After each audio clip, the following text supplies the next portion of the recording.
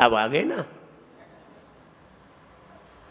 महापुरुष समय के अनुसार नहीं चलते, वो जब चलते हैं तब समय बनता है। उन्होंने जन्म लिया, दिन अच्छा हो गया। उन्होंने दीक्षा ली, दिन अच्छा हो गया। उन्होंने केवल ज्ञान पैदा किया, दिन अच्छा हो गया। और उन्होंने निर्वाण को प्राप्त किया तो भी दिन अच्छा हो गया। एक गौतम गणधर थे, कार्तिक कृष्ण अमावस्या को जिन्होंने केवल ज्ञान प्राप्त किया। क्या जरूरत थी शुक्ल पक्ष में करते, पूर्णिमा को करते? इतनी जल्दी पड़ गई कि अमावस्या को ही कर लिया। उस दिन अंधेरा होता है, उस रात को अंधेरा होता है, और उन्होंने उस दिन उजाला करके दिखा दिया। हम दीपावली मनाने लगे, दीपक लेके पहुंच गए। तुम तो यही करो, दीपक ही जलाओ, तुम यही कर सकते हो। तुम उत्सव ही मना सकते हो, तुम उत्सव बना नहीं सकते। हम उत्सव मना सकते हैं, वो बनाते हैं और हम मनाते हैं। आप बनाते क्यों नहीं है? बस हम महापुरुष नहीं हैं, हम बढ़िया सोच नहीं रखते। और हम बढ़िया सोच रखें तो उत्सव हमसे बने। जितने भी उत्सव बनाए हैं सब महापुरुषों ने बनाए हैं, चाहे दीपावली हो, चाहे रक्षाबंधन हो। अब मजे हम करते हैं।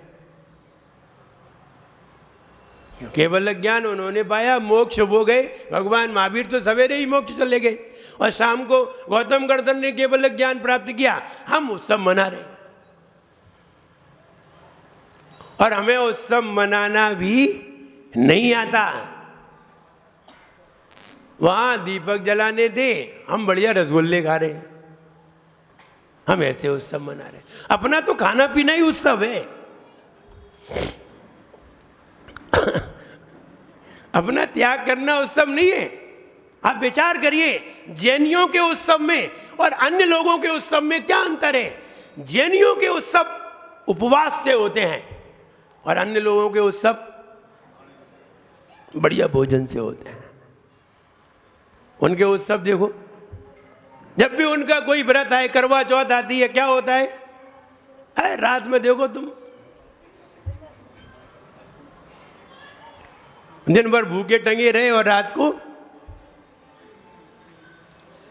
मुझे याद आता है एक महिला ने वो करवा चौथ का व्रत किया। और महिला ने करवा चौथ का व्रत किया तो अब पहली बार तो व्रत किया उसने, और शादी हुई, अब पहली साल थी और पहली बार ही व्रत आ गया करवा चौथ का। तो पहली बार व्रत किया, अब कहाँ से व्रत हो? दिन भर की भूखी टंगी। 5 बज गए शाम के, और शाम के 5 बज गए, अब उस पर उठा भी नहीं जा रहा। और करवा चौथ का व्रत है।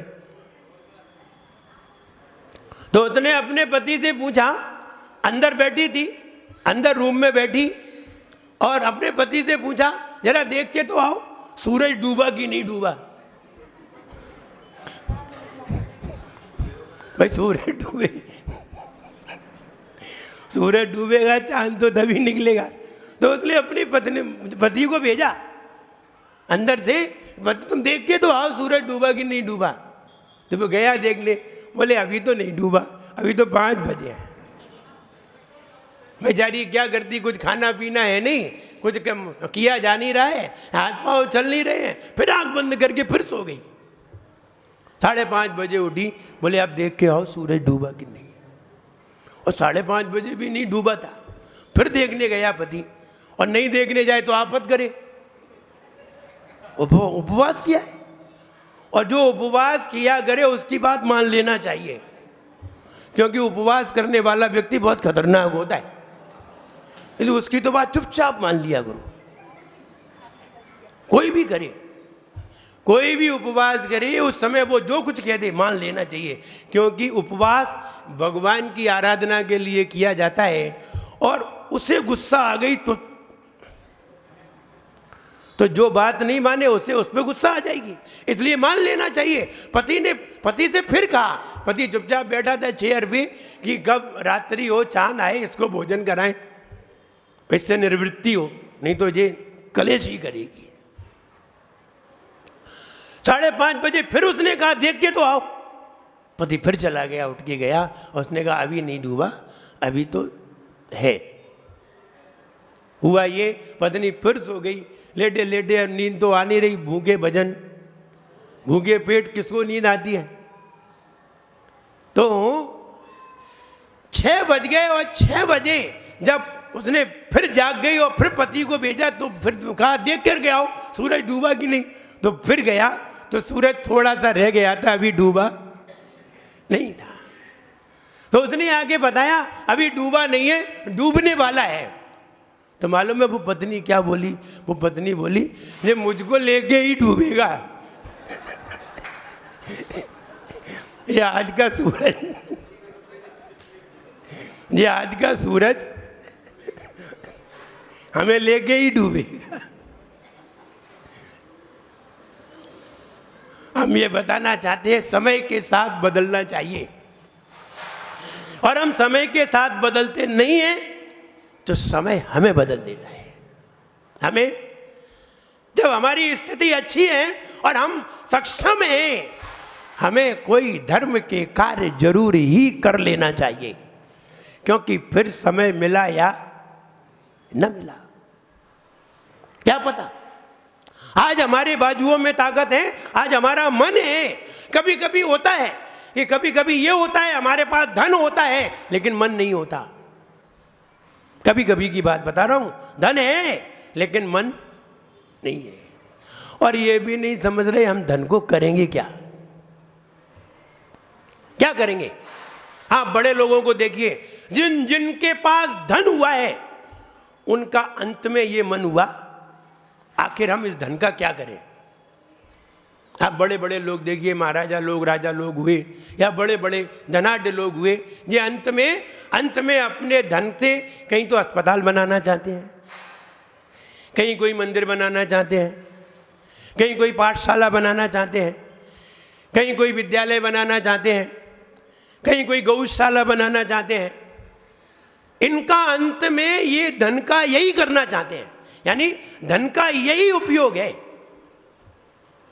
खाना पीना तो ये तो एक हमारी जीवन शैली है, और जीवन शैली से गुजरना है और शैली का भी काम करना है।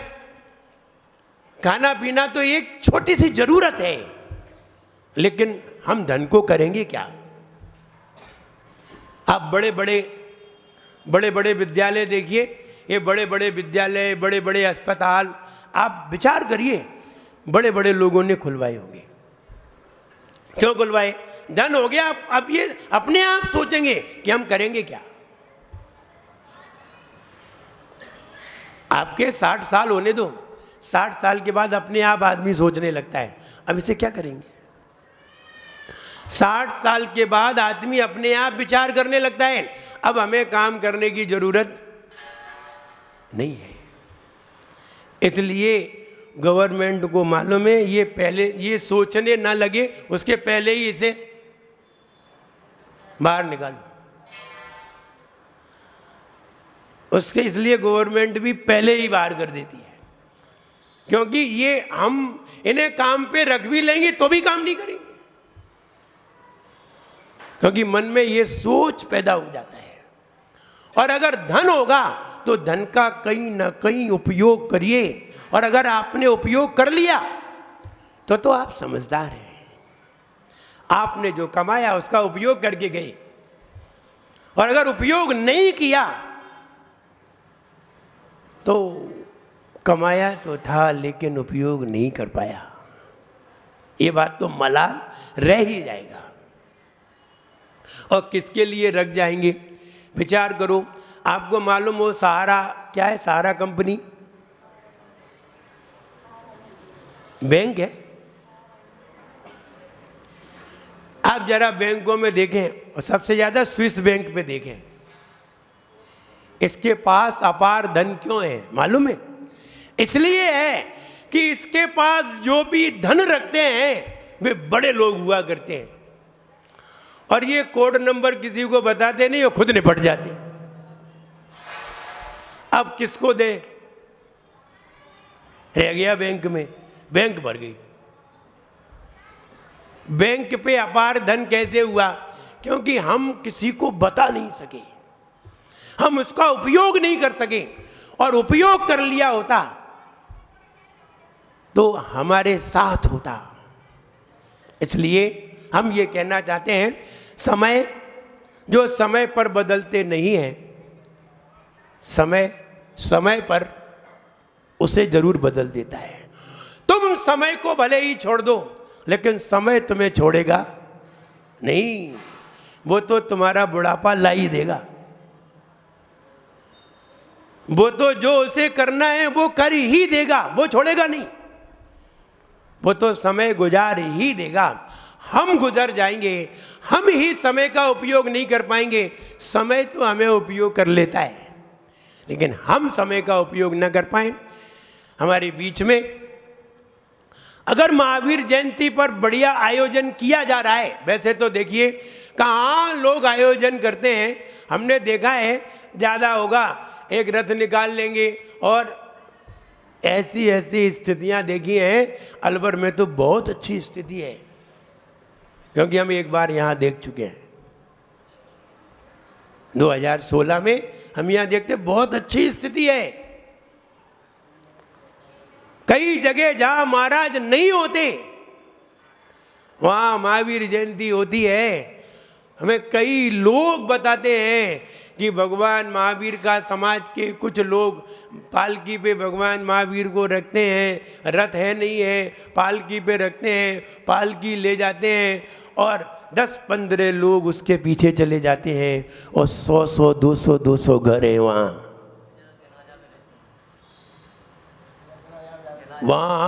200 घर हैं, और 200 घर होने के बावजूद भगवान महावीर को पालकी में रखा, और जरा सी एक बाजार में घुमा लिया और मंदिर में ले आए, अभिषेक कर लिया, 10 लोग साथ में। ऐसी ऐसी महावीर जयंती लोगों की देखी है, बताते हैं लोग। अब हमने कैसे देखी? अब हम होंगे तो 10-20 लोग होने संभव ही नहीं है। लेकिन जब महाराज नहीं होते तब की बात बता रहे हैं, ऐसा होता है। हम वहां पहुंचे तो लोगों ने बताया कि महाराज ऐसे ऐसे यहाँ उत्सव मनते हैं, महावीर जयंती पे 20 लोग होते हैं, और हम अभी 250 घर हैं यहाँ। तो हमने उनसे एक बात कही, व्यंग में एक बात कही, इससे तो अच्छा होता महावीर जयंती पे कोई मर जाता।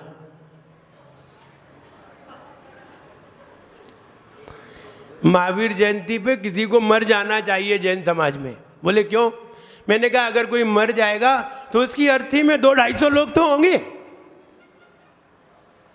और पीछे महावीर पीछे पालकी लगा दी महावीर भगवान की,